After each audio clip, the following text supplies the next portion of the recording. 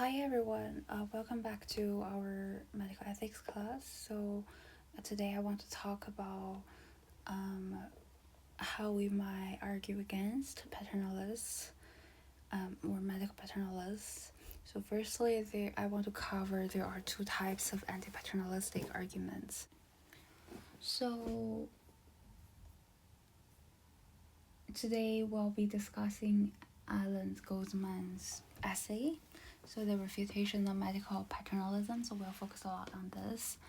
I'll also give a quick summary for Goldman's paper. So Goldman takes a firm stand against what we call strong paternalism in medicine.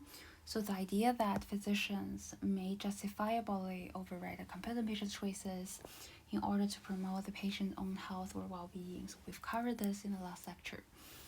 So Goodman's thesis is simple and radical. So he argues that except in very rare extreme cases, medical paternalism is unjustified. Instead, he argues for the primacy of patient self-determination. So he argues for the right of patients to make their own decisions, even if those decisions carry serious risk. So let's break it down.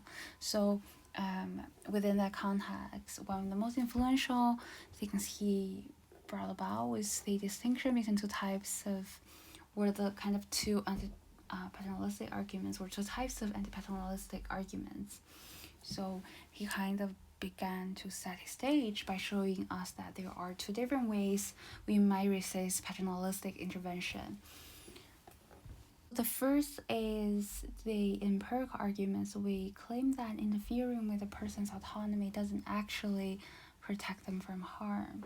In fact, it might harm them even more.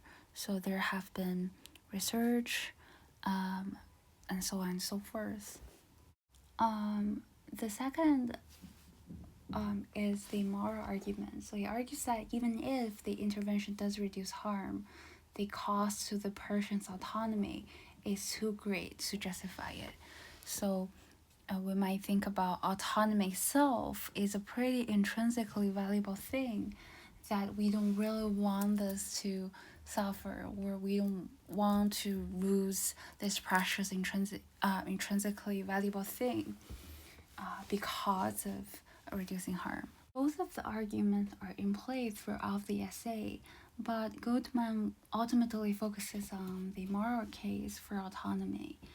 And Goldman is also very careful with the concept of harm, as we've used this term a few times so far in this lecture. So Goldman also tries to define this concept of harm really precautiously. We said in the last lecture, philosophers do this because they want to make sure that we are talking about the same thing, and that we are rigorous, that we are careful, and that the conclusions we make are kind of carefully engineered, so they want to do that. So he proposes that there are different senses of harm. So the first is, so Goldman is pretty careful with the concept of harm, as you can see. So he proposes that there is a subjective sense. So in the subjective sense, harm is anything that frustrates a person's own values and goals. And there is also harm in an objective sense. So there are states of affairs almost anyone would avoid, like physical pain, depression, or death. And here's the catch. Goldman argues that even in cases where paternalism avoids objective harm, it might still cause subjective harm. So by frustrating a person's deeper values or life plans, or in other words, and if you save a patient's life, you might still harm them if you do so in a way that tramples their values. So it's very complex. So sometimes two kinds of harm might happen together. Sometimes you might only be able to avoid one sense of harm, but inevitably has to kind of exert a different sense of harm there. So in order to do whatever Goldman tries to do or wants to do. He firstly wants to break down the structure of the pro-paternalism arguments so he could attack it. So basically, that was the structure he analyzed.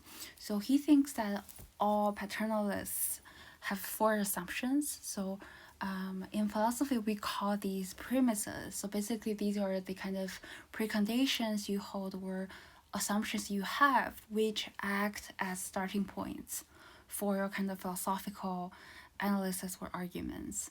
So, so Goldman thinks that paternalists believe in 1 to 4, and following logical deductions, they arrived at 5. So this is how they arrived at 5, and 1 to 4 are called premises, and 5 is called conclusion. And you went from 1 to 4 as a starting point and arrive at 5. So that was the structure for the argument. And Goodman goes on an attack premise 3, the idea that health and prolonged life are always top priorities. So Goldman argues that this is simply false. In both public policy and private life, we constantly choose other values over health. For instance, we don't spend our entire national budget on healthcare, and people knowingly engage in risky behavior like smoking, extreme sports, working stressful jobs because those things fulfill other important values. Therefore, the assumption that patients must prioritize health and life above all else is not just empirically shaky, is a deep misunderstanding of human values. So for many people, autonomy, dignity, achieving life goals, or maintaining a meaningful quality of life may matter so much more than simply staying alive. Goldman also argues that there is this value for autonomy, that autonomy has intrinsic value. And that was almost Goldman's most powerful point. It's not something that's just instrumentally valuable. Autonomy is also intrinsically valuable.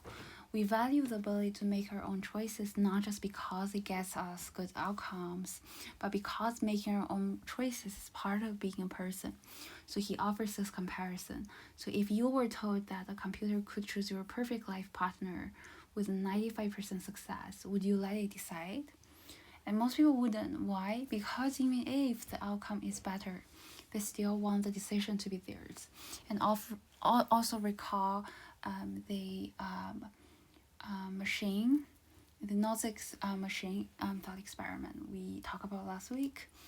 And also the case of Amila. So all these say that we don't just want happiness, we want lives that reflect our own values, even if that means we sometimes suffer.